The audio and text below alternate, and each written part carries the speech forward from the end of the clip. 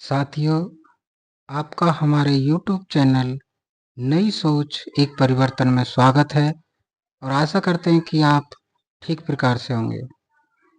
आज का विषय है कि क्या ईश्वर होता है?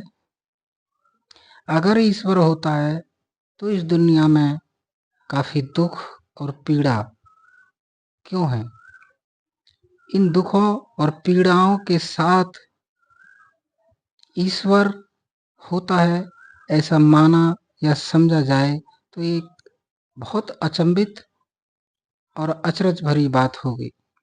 तो साथियों, आगे हम यही विश्लेषण करने की कोशिश करेंगे कि कुछ दृश्य परिस्थितियों के साथ भी ईश्वर को मानना कहाँ तक तर्कसंगत है।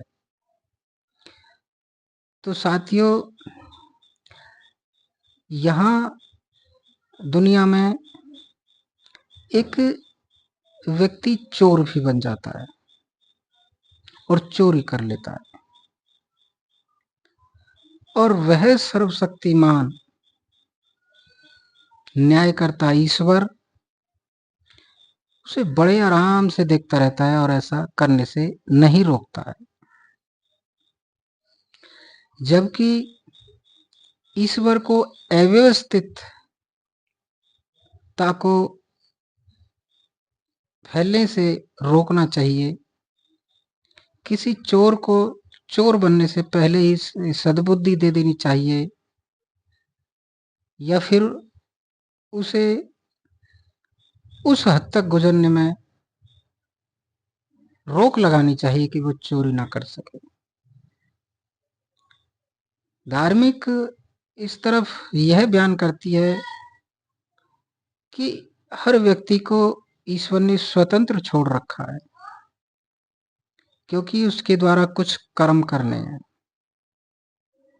इसलिए कोई व्यक्ति चोरी कर सकता है। तो ये कैसे अच्छा मैसेज हो सकता है? ये कहाँ एक तर्कसंगत और न्यायपूर्ण होगा कि किसी को चोर बनने के लिए रोका ना जाए? तब वह सर्वशक्तिमान और न्यायकर्ता कैसे समझा जाए? अगर हाँ, यहाँ एक ही पहलू होकर खत्म हो जाता तो बात अधिक दुखद नहीं होती, लेकिन एक चोरी कर रहा है, वह अपने पाप अपने ऊपर चढ़ा रहा है, कर्म अपने खराब कर रहा है, उसे सजा ईश्वर देगा। यह यही बात खत्म हो जाती। लेकिन एक चोरी कर रहा है और एक की चोरी हो रही है, चोरी होने वाले को भी तो पीड़ा हो रही है, उसका न्याय कब होगा? या ऐसा आधार या सिस्टम मार्ग क्यों है कि एक वह बुरा काम करे और एक बुरे काम होने से उसे दिक्कत हो? तो संभावनाएं ये धार्मिक अपनी मन चली बात हो सकती हैं, लेकिन इस दुनिया में हम ऐसे अनेकों अनेक दृश्य देखते हैं जिसके बाद ऐसी तस्वीर समझ में आती है कि यह कोई भी ईश्वर नहीं है, किस और वह सर्वशक्तिमान और न्यायकर्ता नहीं है।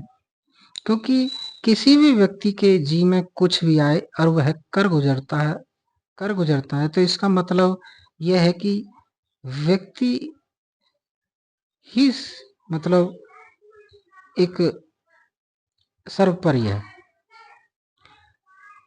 अगर कोई व्यक्ति किसी की हत्या करता है तो ईश्वर को चाहिए कि उसे रोकना, लेकिन किसी की हत्या होने तक भी ईश्वर मौन धारण साधे रखता है, एक व्यक्ति को हत्यारा बना देता है और एक व्यक्ति मर जाता है। इससे कितनी अव्यवस्था फैलती है। मरने वाले व्यक्ति के पीछे परिवार अव्यवस्थित होता है, तो ईश्वर ऐसी अव्यवस्था फैलाने के लिए क्यों उतारू रहता है? उसे चाहिए कि न्याय संगत न्यायकरण से किसी हत्यारे को, किसी चोर को उस गलत काम के लिए रोक देना चाहिए।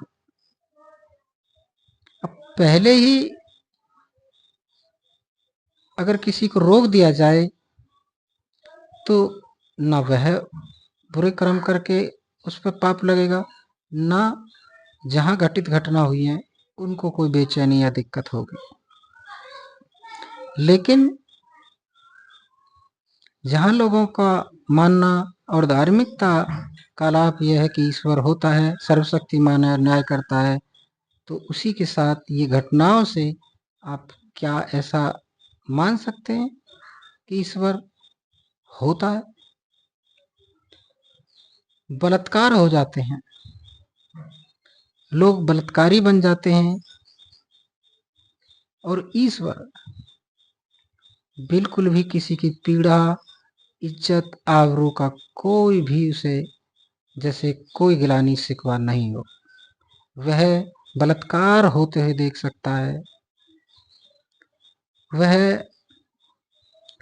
किसी की इज्जत लूटते हुए देख सकता है। तो आप क्या ऐसे ईश्वर को सही मानेंगे या ऐसा अनुमान लगाएंगे कि ईश्वर के होते हुए बलात्कार होना एक स्वाभाविक सी प्रक्रिया है?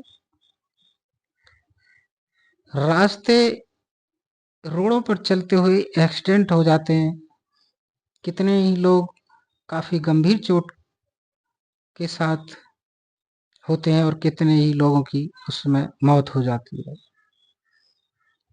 क्यों ईश्वर ऐसे पीड़ा और बेचैनी इंसानों को क्यों देता है? इससे क्या अभिप्राय है? होना यही चाहिए कि किसी एक्सीडेंट होने से पहले ही ईश्वर उसे रोक दे और ऐसा ना हो। संभावना अगर ऐसी होती या ऐसा होता तो कितना अच्छा होता। लोग इतनी गंभीर बीमारी से ग्रस्त हो जाते हैं कि उन्हें पल पल मरना होता है, एक लंबे समय में पीड़ा सहन करनी पड़ती है और इतनी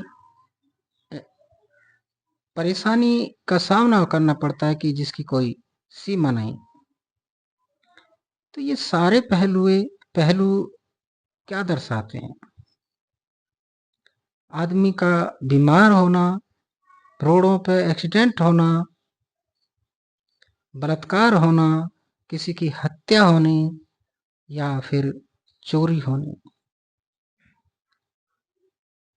और एक ईश्वर के होते हुए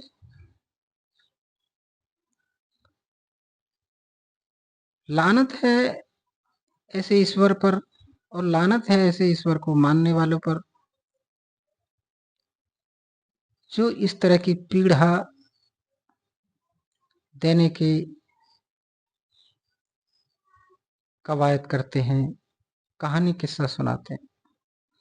असल में क्या होता है कि जिंदगी में ये एक सामान्य सी घटना है और व्यक्ति के अपने ये पहलू हैं, ना कि किसी ईश्वर के कर्म अनुसार। यही एक चीज है जिसे हम ये कह सकते हैं कि अगर इन दृश्यों को, इन तस्वीरों को, इन सभी पहलुओं को हम अच्छी तरह समझें तो हमें ये मान लेना चाहिए कि ईश्वर जैसी सत्ता नहीं है। धर्म के लोग अगर इस तरफ अपना धंधा चलाने के लिए कह रहे हैं तो वह उनका गलत नजरिया है, बल्कि सच्चाई इस तरफ ऐसी बिल्कुल भी देखने और समझने को नहीं आती कि इन अन्याय और शोषण को होते हुए भी किसी ईश्वर को माना या समझा जाए। लेकिन लोग फिर भी ईश्वर को मानते हैं और ईश्वर को सर्वशक्तिमान और न्यायकारी मानते हैं, लेकिन इन दृश्य के समझने से तो ऐसा नहीं लगता कि यहाँ कोई ईश्वर है और वह सर्वशक्तिमान है और न्यायकारी है। हमारे इस तरफ अपने विचार ये थे। आपके विचार क्या हैं? कमेंट बॉक्स में ज़रूर लिखें और आगे हम ऐसी ही अवधारणाओं पर आधारित वीडियो बनाते रहें। उसके लिए आप हमारे चैनल को सब्सक्राइब करें और लाइक करें। आपका वीडियो देखने के लिए बहुत बहुत धन्यवाद।